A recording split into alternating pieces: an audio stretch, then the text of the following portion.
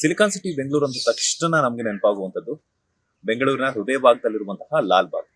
ಈ ಲಾಲ್ ಬಾಗ್ ಅಲ್ಲಿ ಪ್ರತಿ ವರ್ಷ 2 ಬಾರಿ ಒಂದು ಫ್ಲವರ್ ಶೋ ನಡೆಯುತ್ತೆ. ಜನವರಿ 26ಕ್ಕೆ ಹಾಗೇನೆ ಆಗಸ್ಟ್ 15ಕ್ಕೆ. ಸೊ ಇಡೀ ಕರ್ನಾಟಕ ಅಷ್ಟಲ್ಲದೆ ಬೇರೆ ರಾಜ್ಯಗಳಿಂದ ಹಾಗೇನೆ ವಿದೇಶಗಳಿಂದಲೂ ಸಹ ಲಾಲ್ ಬಾಗ್ ಫಲಪುಷ್ಪ ಪ್ರದರ್ಶನವನ್ನ ಕಣ್ತುಂಬಿಕೊಳ್ಳೋದಕ್ಕೆ ಸಾವಿರಾರು ಸಂಖ್ಯೆಯಲ್ಲಿ ಲಕ್ಷಾಂತರ ಜನರು ಬರ್ತಾರೆ. ಸೊ ಅಂತ ಲಾಲ್ ಬಾಗ್ ಅಲ್ಲಿ ಈಗ ಒಂದು ಶಿಥಿಲಾವಸ್ಥೆಯಲ್ಲಿ ಬಿದ್ದಿರುವಂತಹ ಒಂದು ಮತ್ಸಾಲಯ ಇದೆ. ಸೊ ಆ ಮತ್ಸಾಲಯ ಪರಿಸ್ಥಿತಿ ಯಾವ ರೀತಿ ಇದೆ ಅಂತ ಹೇಳ್ಬಿಟ್ಟು ನೀವು ನೋಡ್ತಾ ಇರ್ಬೋದು.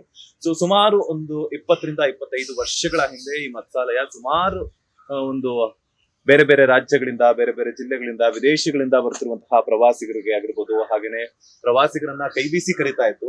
ತಮ್ಮ ಒಂದು ಅಕ್ವೇರಿಯಂ ಆಗಿರ್ಬೋದು, ಪ್ರಾಣಿ ಪಕ್ಷಿಗಳಾಗಿರ್ಬೋದು, ವಿಭಿನ್ನವಾದಂತಹ ವಿಶೇಷವಾದಂತಹ ಡಿಫ್ರೆಂಟ್ ಟೈಪ್ಸ್ ಆಫ್ ಅಂದ್ರೆ ಬೇರೆ ಬೇರೆ ತಳಿಯಂತಹ ಒಂದು ಫಿಶಸ್ ಆಗಿರ್ಬೋದು, ಹಾಗೇನೆ ಗಿಣಿಗಳಾಗಿರ್ಬೋದು, ಎಲ್ಲಾ ಜಾತಿಯ ಪ್ರಾಣಿ ಪಕ್ಷಿಗಳು ಇಲ್ಲಿ ಒಂದು ಇದ್ ಮಾಡ್ತಾ ಇದ್ರು. ಅಂದ್ರೆ ಬರುವಂತಹ ಒಂದು ಪ್ರವಾಸಿಗರಿಗೆ ಆಕರ್ಷಣೀಯವಾಗ್ತಿತ್ತು. ಅಂದ್ರೆ ಇಲ್ಲೇ ಒಂದು ಟಿಕೆಟ್ಸ್ ಅನ್ನ ತಗೊಂಡ್ಬಿಟ್ಟು ಅಲ್ಲಿ ಒಂದು ವೀಕ್ಷಕರಿಗೆ ಒಂದು ಮುದವನ್ನ ನೀಡ್ತಾ ಇತ್ತು, ಎಲ್ಲ ಪ್ರಾಣಿ ಪ್ರಿಯರ್ಗಾಗಿರ್ಬೋದು, ಪಕ್ಷಿ ಪ್ರಿಯರ್ಗಾಗಿರ್ಬೋದು. ಆದ್ರೆ ಈಗ ಈ ಒಂದು ಮತ್ಸಾಲಯ ಪಾಳು ಬಿದ್ದಿದೆ. ಸೊ ನೀವು ನೋಡ್ತಾ ಇರ್ಬೋದು ದೃಶ್ಯಾವಳಿಯಲ್ಲಿ ಯಾವ ರೀತಿ ಇದೆ ಅಂತ ಹೇಳ್ಬಿಟ್ಟು. ಸುಮಾರು 15 ರಿಂದ 20 ವರ್ಷ ಅಂದ್ರೆ ಇಟ್ಸ್ ನಾಟ್ ಈಸಿ. ಬಿಕಾಸ್ ಯಾಕಂತಂದ್ರೆ ಹೃದಯ ಭಾಗದಲ್ಲಿರುವಂತಹ ಒಂದು ಲಾಲ್ ಬಾಗ್ ಅಂದ್ರೆ ಸಿಲಿಕಾನ್ ಸಿಟಿಯ ಒಂದು ಮೈನ್ ಸೆಂಟ್ರಲ್ ಇರುವಂತಹ ಒಂದು ಲಾಲ್ ಬಾಗ್ ಅಲ್ಲಿ ಈ ಒಂದು ಮತ್ಸಾಲಯವನ್ನ ಮತ್ತಷ್ಟು ನಾವು ಒಂದು ನವೀಕರಣವನ್ನ ಮಾಡಿದ್ರೆ ಸೊ ಇಲ್ಲಿ ಬರುವಂತಹ ಪ್ರವಾಸಿಗರಿಗೆ ಮತ್ತಷ್ಟು ಒಂದು ಮುದವನ್ನ ನೀಡಬಹುದು, ಮತ್ತಷ್ಟು ಆನಂದವನ್ನ ಸಿಗಬಹುದು ಅಂತ ಕೇಳ್ಬೋದು. ಯಾಕಂತಂದ್ರೆ ಈಗಾಗಲೇ ಸುಮಾರು 2 ದಶಕಗಳ ಹಿಂದೆ ಬಂದಿರುವಂತಹ ಎಲ್ಲಾ ಜನರೇಷನ್ ಅವರು ಸಹ ಈ ಒಂದು ಮತ್ಸಾಲಯದಲ್ಲಿದ್ದಂತಹ ಪ್ರಾಣಿಗಳನ್ನಾಗಿರ್ಬೋದು, ಪಕ್ಷಿಗಳನ್ನಾಗಿರ್ಬೋದು, ಎಲ್ಲಾ ತಳಿಯ ಪ್ರಾಣಿ ಪಕ್ಷಿಗಳನ್ನ ನೋಡ್ಕೊಂಡು ಕಣ್ತುಂಬಿಕೊಂಡಿದ್ರು. ಈಗ ಪ್ರಾಣಿಗಳಾಗಿರ್ಬೋದು, ಪಕ್ಷಿಗಳಾಗಿರ್ಬೋದು ನಮ್ಗೆ ಕಂಡುಬರ್ತಿರುವಂತದ್ದೇ ರೇರು. ಅಂತದ್ರಲ್ಲಿ ಈ ಒಂದು ಮತ್ಸಾಲಯದಲ್ಲಿ ಡಿಫ್ರೆಂಟ್ ಎಲ್ಲಾ ಬಗೆಯ, ಎಲ್ಲಾ ತಳಿಯ ಹಾಗೂ ಎಲ್ಲಾ ಜಾತಿಯ ಒಂದು ಪ್ರಾಣಿಗಳಾಗಿರ್ಬೋದು, ಪಕ್ಷಿಗಳಾಗಿರ್ಬೋದು ಇದ್ರಲ್ಲಿ ಇಟ್ರೆ ನಿಜವಾಗ್ಲೂ ಸಖತ್ತಾಗಿ ಒಂದು ಮತ್ತಷ್ಟು ಪ್ರವಾಸಿಗರನ್ನ ಈ ಒಂದು ಲಾಲ್ ಬಾಗ್ನ ಒಂದು ಮತ್ಸಾಲಯದಲ್ಲಿ ಕೈ ಬೀಸಿ ಕರೆಯೋದ್ರಲ್ಲಿ ಡೌಟೇ ಇಲ್ಲ ಅಂತ ಹೇಳ್ತೀವಿ. ಸೊ ಈಗ ಸದ್ಯಕ್ಕೆ ನಮ್ ಜೊತೆ ಇಲ್ಲಿ ಚಿಕ್ಕಂದಿನಿಂದನೂ ಸಹ ಓಡಾಡ್ಕೊಂಡು ಬೆಳೆದಿರುವಂತಹ ಒಂದು ಇಲ್ಲಿನ ಒಂದು ನಿವಾಸಿಗಳೊಬ್ಬರಿದ್ದಾರೆ. ಸೊ ಅವರು ಈ ಒಂದು ಲಾಲ್ ಬಾಗ್ ಬಗ್ಗೆ ಆಗಿರ್ಬೋದು, ಈ ಒಂದು ಲಾಲ್ ಬಾಗ್ ಅಲ್ಲಿರುವಂತಹ ಮಸಾಲೆಯ ಬಗ್ಗೆ ಏನ್ ಹೇಳ್ತಾರೆ ಅಂತ ಕೇಳೋಣ. ಸರ್ ಮೊದಲನೇದಾಗಿ ನಮಸ್ತೆ. ನಮಸ್ಕಾರ. ನಮ್ಮ ಹೆಸರು ಕರ್ಣ ಅಂತ. ನಾನು ಸಣ್ಣ ಹುಡುಗನಾಗಿದ್ದಾಗಿಂದ ಈ ಜಾಗ ಎಲ್ಲ ನೋಡಿದ್ದೀನಿ. ಆ ಟೈಮಲ್ಲಿ ನಾವೆಲ್ಲ ಹುಡುಗರಾಗಿದ್ದಾಗ ಸ್ಕೂಲ್ ರಜಾ ಇದ್ದಾಗೆಲ್ಲ ನಾವು ಬಂದಾಗ ಇಲ್ಲಿ ಎಲ್ಲಾ ತರ ನೋಡಿ ಇದೇನಿದೆ ಇಲ್ಲಿ ಎಲ್ಲಾ ತರ ಗಿಣಿಯಿಂದ ಹಿಡಿದು ಎಲ್ಲ ಇರೋದು. ಹಂಗೆ ಟಿಕೆಟ್ ಒಳಗಡೆ ಹೋದ್ರೆ ಮೊಸಳೆಯಿಂದ ಹಿಡಿದು ಎಲ್ಲಾ ತರ ಕಲರ್ ಫಿಶ್ ನೋಡಕ್ಕೆ ತುಂಬಾ ಒಂದು ಬಂದ್ಬಿಟ್ರೆ ಆಚೆ ಹೋಗಕ್ ಮನ್ಸಿರ್ತಾ ಇದ್ದಿಲ್ಲ. ಆ ತರ ಎಲ್ಲ ಇತ್ತು ನಾವು ಹುಡುಗರಾಗಿದ್ದಾಗ. ಹಂಗೆ ಹೋಯ್ತಾ ಅದೇನಕ್ಕೆ ನಿಲ್ಸಿದ್ರೋ ಗೊತ್ತಿಲ್ಲ. ಇದು ನಿಲ್ಸ್ಬಿಟ್ರೆ ಇವಾಗ ಬರೀ ವರ್ಷಕ್ಕೆ 2 ಟೈಮ್ ಶೋ ಮಾಡ್ತಾರೆ, ಅದು ಟಿಕೆಟ್ ಇದು ಮಾಡ್ತಾರೆ. ಅದರಲ್ಲಿ ಶೋ ಮಾಡೋದ್ರಿಂದ ಪುನೀತ್ ರಾಜ್ಕುಮಾರ್ ಸರ್ದು ಒಂದು ಬಿಟ್ರೆ ಬೇರೆ ಯಾರ್ದು ಅಂತ ಇದು ಇಲ್ಲಿ ಜನ ಮೆಚ್ಕೊಳ್ಳಲ್ಲ. ಬೇರೆ ಇದ್ರ ಬರ್ತಾರೆ, ಬೇರೆ ಔಟ್ಸೈಡ್ ಆಲ್ ಓವರ್ ಇಂಡಿಯಾ ಇಂದ ಇಲ್ಲಿ ಜಾಸ್ತಿ ಜನ ಬರ್ತಾ ಇರ್ತಾರೆ. ಈ ಶೋ ಒಂದ್ ಬಿಟ್ರೆ ಬೇರೆ ಲಾಲ್ ಬಾಗಲ್ಲಿ ಏನಿದೆ, ಗಿಡ ಮರ ಇದೆ ಅಷ್ಟೇ ಅಂತ ಹೇಳ್ಕೊಂಡು ಸುಮ್ಗೆ ಹೋಗ್ತಾ ಇರ್ತಾರೆ. ಇದನ್ನ ಪುನಃ ಮತ್ತೆ ರೆಡಿ ಮಾಡಿ ತಿರ್ಗಾ ಅದನ್ನ ಏನಿದೆ ಅದನ್ನೆಲ್ಲ ಹೊಡೆದು ತಿರ್ಗಾ ಎಷ್ಟೋ ಇದು ಮಾಡ್ಕೊಂಡು ಹೋಗ್ತಾ ಇದ್ದಾರೆ. ಇದನ್ನ ಹೊಡೆದು ಇದನ್ನ ತಿರ್ಗಾ ರೆಡಿ ಮಾಡಿ ಪುನಃ ಎಲ್ಲಾ ತರ ಪಕ್ಷಿಗಳಾಗ್ಲಿ, ಒಳಗಡೆ ಮೊಸಳೆ ಆಗ್ಲಿ, ಚಿಕ್ಕ ಮೊಸಳೆ ಅದು ಬೆಳೆದಾಗ ತಗೊಂಡೋಗಿ ಬನ್ನರ್ಘಟ್ಟಲ್ಲಿ ಬಿಡ್ತಾರೆ, ನಾವೇ ನೋಡಿದೀವಿ. ಆಮೇಲೆ ತಿರ್ಗಾ ಅಲ್ಲಿ ಜಿಂಕೆಗಳಿತ್ತು, ಆ ಕಡೆ ಬೆಟ್ಟ ಹತ್ರ ಎಲ್ಲ ಜಿಂಕೆಗಳಿತ್ತು. ಆ ಜಿಂಕೆ ಅದೇನಾಯ್ತು ಅಂತಾನೆ ಗೊತ್ತಿಲ್ಲ, ಅದನ್ನು ಹಂಗೆ ಮುಚ್ಬಿಟ್ರು. ಅದು ಸ್ವಲ್ಪ ಆ ಕಡೆ ಹೋದ್ರೆ ಅದು ತುಂಬಾ ಚೆನ್ನಾಗಿತ್ತು, ಜಿಂಕೆಗಳಿತ್ತು. ಇಲ್ಲಿ ಎಲ್ಲಾ ತರ ಪಕ್ಷಿಗಳು, ಎಲ್ಲಾ ತರ ಕಲರ್ ಫಿಶು, ಮೊಸಳೆ ನಾವು ನೋಡ್ದಂಗೆ ತುಂಬಾ ಚೆನ್ನಾಗಿತ್ತು. ಇವಾಗ ಅದೆಲ್ಲ ಹೋಗ್ಬಿಟ್ಟೈತೆ, ಬರೀ ಗಿಡ ಮರಗಳಿದೆ. ಬೇರೆ ಕಡೆಯಿಂದ ಬಂದವರು ಇಲ್ಲಿ ನಾವೇ ಅಲ್ಲಿ ಒಂದ್ ಶೋ ನಡೆದಾಗ ಬರೀ ಗ್ಲಾಸ್ ಹೌಸ್ ಅಷ್ಟೇ ನೋಡ್ತೀವಿ, ಬೇರೆ ಏನೂ ಇರೋಲ್ಲ. ಗ್ಲಾಸ್ ಹೌಸ್ ಒಳಗಡೆ ಹೋಗೋರು ಬೇರೆ ಕಡೆಯಿಂದ ಬರೋರ್ಗೆ ಏನೋ ಇದೆ ಅಂತ ಬರ್ತಾರೆ, ಆಚೆ ಬಂದಾಗ ಅನ್ಕೊಂಡು ಹೋಗ್ತಾರೆ. ಆ ಫ್ಯಾಮಿಲಿ ಮಕ್ಕಳನ್ನ ಕರ್ಕೊಂಡ್ ಬಂದಾಗ ಲಾಲ್ ಬಾಗ್ ಬಂದಾಗ ಈ ತರ ಇದೆ, ಈ ತರ ಎಲ್ಲ ಮಾಡಿದ್ರೆ ಬೇರೆಯವ್ರು ಇನ್ನೂ 4 ಜನ ಎಕ್ಸ್ಟ್ರಾ ಕರ್ಕೊಂಡ್ ಬಂದು ಒಂದಿನ ಇಲ್ಲಿ ಬಂದ್ರೆ ಲಾಲ್ ಬಾಗ್ ಬಂದ್ರೆ ಇದೆಲ್ಲ ನೋಡ್ಕೊಂಡು ಮಕ್ಳು ತೋರ್ಸೋ ಅಂತ ಇದು ಚೆನ್ನಾಗಿರ್ತೈತೆ. ಅದನ್ನ ಸರ್ಕಾರದವರು ಕೈಗೆ ಎತ್ಕೊಂಡು ಯಾರು ಇನ್ಚಾರ್ಜ್ ಅವ್ರು ಇರ್ತಾರೋ, ತೋಟಗಾರಿಕೆ ಇರ್ತಲ್ಲ ಅವರೆಲ್ಲ ಒಂದು ಏನಿದೆ ಬಜೆಟ್ ಅಲ್ಲಿ ಆಗ್ಲಿ ಒಂದು ಇದು ಮಾಡಿ ರೆಡಿ ಮಾಡ್ಬಿಟ್ರೆ ಪುನಃ ತುಂಬಾ ಎಲ್ರಿಗೂ ಸಂತೋಷ ಆಗುತ್ತೆ. ನೀವು ಹೇಳ್ತಾ ಇದ್ರಿ ನೀವು ಚಿಕ್ಕಂದಿದ್ದಾಗೆಲ್ಲ ಕಲರ್ ಫಿಶಸ್ ಹೌದೌದು, ಗಿಣಿ ಪಕ್ಷಿಗಳು, ಎಲ್ಲಾ ತರದ್ದು. ಈಗ ಈಗಿನ ಜನರೇಷನ್ ಮಕ್ಕಳು ಬರೀ ಟಿವಿಗಳಲ್ಲಾಗಿರೋದು, ಮೊಬೈಲ್ಗಳಲ್ಲಾಗಿರೋದು ನೋಡಿದ್ರು.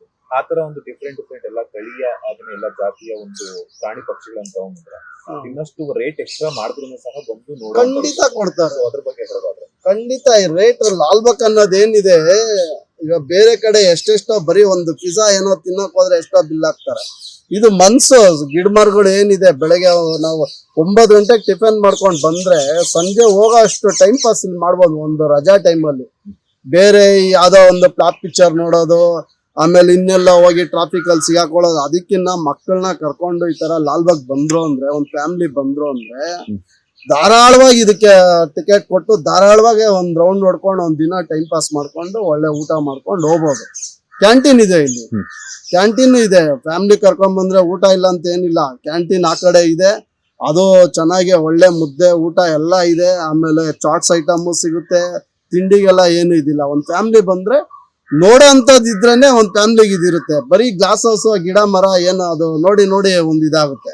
ನಾವು ಹೇಳೋದೇನಂದ್ರೆ ನಾವು ಬರೀ ವಾಕರ್ಸ್, ನಾವು ನೋಡ್ತೀರಿ, ಗಾಳಿ ತಗೊಳ್ತೀರಿ, ವಾಕಿಂಗ್ ಮಾಡ್ಕೊಂಡು ಹೋಗ್ತೀರಿ. ಬೇರೆ ಕಡೆಯಿಂದ ಬರೋರು ಒಂದು ರಾಜಸ್ಥಾನ ಯಾವ್ದೋ ದಿಲ್ಲಿ ಅವ್ರು ಬಂದ್ಬಿಟ್ಟು ಅವ್ರು ಹೆಂಗೆ ಹೇಳಿದ್ರು ಅಂದ್ರೆ, ಇದೇನ್ ಇಷ್ಟೇಕ್ರೆ ನಮ್ ಬರೀ ಎಸ್ಟೇಟ್ ಅಲ್ಲೇ ಐತೆ ಇಷ್ಟಿದು ಅಂದ್ಬಿಟ್ರು. ನಮ್ ಕೋಟೆಯಲ್ಲೇನೆ ಇದಕ್ಕಿನ್ನ ದೊಡ್ಡದಾಗಿದೆ ಅಂತ ಹೇಳೋರು ಇದಾರೆ ಇಲ್ಲಿ. ನಾವು ನಮ್ಮಿದು ನಾವು ಬಿಟ್ಕೊಡಲ್ಲ. ನಾನು ಹೇಳೋದೇನಂದ್ರೆ, ನಿಮ್ಮಿದ್ರಲ್ಲಿ ಇರೋದು ನಾವು ನೋಡಿಲ್ಲ, ಇಡೀ ದೇಶದಲ್ಲಿ ನಮ್ ಲಾಲ್ಬಾಗ್ ಅಲ್ಲಿ ಇರೋ ತರ ಎಲ್ಲೂ ಇಲ್ಲ. ಲಾಲ್ಬಾಗ್ ಅಲ್ಲಿ ಅಂತ ಗಿಡ ಮರಗಳು ಇದೆ. ಆ ತರ ಇಲ್ಲಿನ ಗಾಳಿ ತಗೊಂಡ್ಬಿಟ್ರೆ ಅಷ್ಟು ಆರೋಗ್ಯವಾಗಿರ್ಬೋದು. ಈ ಏನ್ ಹೇಳೋದು, ಪೊಲ್ಯೂಷನ್ಗೆ ಆಚೆ ಸುತ್ತಿ ಇದಾಗಕ್ಕಿನ್ನ weekly 1 time 15 days 1 time family ಮಕ್ಳಿಗೆ ಕರ್ಕೊಂಡ್ ಬಂದ್ರೆ ಮನ್ಸಿಗೆ ತುಂಬಾ ತಂಪಾಗಿರುತ್ತೆ, ಮಕ್ಳಿಗೂ ಖುಷಿ ಆಗುತ್ತೆ. ಈ ಟಿವಿ ಮನೆಯಲ್ಲಿ ಒಂಥರ ಇದಿರುತ್ತೆ. ಏನ್ ಹೇಳೋದು, ಬೆಂಗಳೂರಲ್ಲಿ ಇವಾಗ ಒತ್ತಡ ಜಾಸ್ತಿ ಇರುತ್ತೆ, ಖಿನ್ನತೆ. ನೀವ್ ಒಳಗಡೆನೆ ನೋಡಿ ಎಷ್ಟು ಜನ ಹಾರ್ಟ್ ಅಟ್ಯಾಕ್ ಅದೆಲ್ಲ ಏನಕ್ಕೆ ಆಗ್ತಾ ಇದೆ, ಒಳಗಡೆನೆ ಇರ್ತಾರೆ. ನೀವ್ ಆಚೆ ಬನ್ನಿ, ವಿಶಾಲವಾಗಿದೆ ಲಾಲ್ಬಾಗ್, ಒಂದ್ ರೌಂಡ್ ನೋಡಿರಿ, ಫ್ಯಾಮಿಲಿನ ಕರ್ಕೊಂಡ್ ಬನ್ನಿ. ಬಡವ್ರಿಗೆ ನಂದೀಶ್ವರ್ ಹೋಟ್ಲ್ ಇದೆ, ಶ್ರೀಮಂತರಿಗೆ MTR ಹೋಟ್ಲ್ ಇದೆ. ಹಂಗೂ ಒಂದ್ ಒಳ್ಳೆ ಫಿಲಂ ನೋಡ್ಬೇಕಂದ್ರೆ ಊರ್ವಶಿ ಥಿಯೇಟರ್ ಒಳ್ಳೆ ಫಿಲಂ ಹಾಕ್ತಾರೆ. ಊರ್ವಶಿಯಲ್ಲಿ ಫಿಲಂ ನೋಡ್ಕೊಂಡು, ನಂದೀಶ್ವರಲ್ಲಿ ಊಟ ಮಾಡ್ಕೊಂಡು, MTR ಅಲ್ಲಿ ಕಾಫಿ ಕುಡ್ಕೊಂಡು ಆರಾಮಾಗಿ ಬಂದು ಈ ತರ ಇದನ್ನ ಅಭಿವೃದ್ಧಿ ಮಾಡಿದ್ರೆ ಒಂದ್ ದಿವಸ ಎಲ್ಲ ಆರಾಮಾಗಿ ಇರ್ಬೋದು, ಏನು ತೊಂದ್ರೆ ಇಲ್ಲ. ಒಳ್ಳೆ ಗಾಳಿ ತಗೊಬೋದು, ಒಳ್ಳೆ ವಾತಾವರಣ ಇದೆ. ಮನ್ಸಿಗೆ ಒಂದ್ ನೆಮ್ಮದಿಯಾಗಿ ನೋಡಿ ಒಂದು ಜ್ಞಾನ ಮಾಡ್ಬೋದು.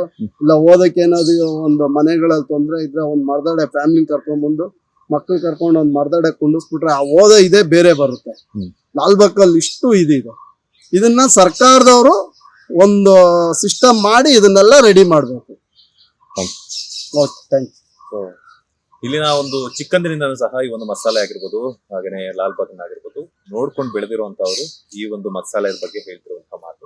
ಸೊ ಆದಷ್ಟು ಬೇಗ ಇದಕ್ಕೆ ಸಂಬಂಧಪಟ್ಟ ಅಧಿಕಾರಿಗಳಾಗಿರ್ಬೋದು, ಹಾಗೇನೆ ಒಂದು ಸರ್ಕಾರ ಆಗಿರ್ಬೋದು, ಈ ಲಾಲ್ಬಾಗ್ ಅಲ್ಲಿರುವಂತಹ ಒಂದು ಮತ್ಸಾಲಯವನ್ನ ಆದಷ್ಟು ಬೇಗ ನವೀಕರಣ ಮಾಡಿಬಿಟ್ಟು ಬರುವಂತಹ ಪ್ರವಾಸಿಗರಿಗೆ, ಹಾಗೇನೆ ಎಲ್ಲಾ ಒಂದು ವಿದೇಶದಿಂದನೂ ಸಹ ಬರ್ತಾ ಇರ್ತಾರೆ ಪ್ರವಾಸಿಗರು ಕಣ್ತುಂಬಿಕೊಳ್ಳೋದಕ್ಕೆ. ಲಾಲ್ಬಾಗ್ ಅಲ್ಲಿ ಈಗಾಗಲೇ ಒಂದು ಸಾಕಷ್ಟು ವರ್ಷಕ್ಕೆ 2 ಬಾರಿ ಒಂದು ಫ್ಲವರ್ ಶೋ ಅನ್ನ ಮಾಡ್ತಾರೆ, ಆಗಸ್ಟ್ 15ಕ್ಕೆ ಹಾಗೇನೆ ಜನವರಿ 26ಕ್ಕೆ. ಸೊ ಈ ಒಂದು ಮಸಾಲೆಯವನ್ನ ನವೀಕರಣ ಮಾಡಿಬಿಟ್ಟು ಮಾಡಿದಾಗ ಇನ್ನಷ್ಟು ಜನ ಪ್ರವಾಸಿಗರನ್ನ ಕೈ ಬೀಸಿ ಕರೆಯೋದ್ರಲ್ಲಿ ನಮ್ಮ ಲಾಲ್ಬಾಗ್ ಮುಂದೆ ಇರುತ್ತೆ ಅಂತ ಹೇಳೋದ್ರಲ್ಲಿ ಎರಡೇ ಮಾತಿಲ್ಲ. ಸೊ ಇದಿಷ್ಟು ಲಾಲ್ಬಾಗ್ ನಲ್ಲಿರುವಂತಹ ಮಸಾಲೆಯ ಬಗ್ಗೆ ಒಂದಷ್ಟು ಮಾಹಿತಿ. ಕ್ಯಾಮ್ರಾ ಪರ್ಸನ್ ಅರುಣ್ ಜೊತೆ ಮಂಜುನಾಥ್ ಶ್ರೀನಿವಾಸ್, ವಿಸ್ತಾರ ನ್ಯೂಸ್, ಬೆಂಗಳೂರು. ಅನುಕ್ಷಣದ ಸುದ್ದಿಗಳಿಗಾಗಿ ವಿಸ್ತಾರ ನ್ಯೂಸ್ ಯೂಟ್ಯೂಬ್ ಚಾನೆಲ್ ಸಬ್ಸ್ಕ್ರೈಬ್ ಮಾಡಿ. ಹೊಸ ಸುದ್ದಿಗಳ ನೋಟಿಫಿಕೇಶನ್ಗಾಗಿ ಬೆಲ್ ಐಕಾನ್ ಕ್ಲಿಕ್ ಮಾಡಿ. ಲೇಟೆಸ್ಟ್ ಅಪ್ಡೇಟ್ಸ್ಗಾಗಿ www.vistaranews.com ವೆಬ್ಸೈಟ್ಗೆ ವಿಸಿಟ್ ಮಾಡಿ. ಅಂಗೈಯಲ್ಲೇ ಜಗತ್ತಿನ ಸುದ್ದಿ ತಿಳಿಯಲು ವಿಸ್ತಾರ ನ್ಯೂಸ್ ಕನ್ನಡ ಆಪ್ ಡೌನ್ಲೋಡ್ ಮಾಡಿ.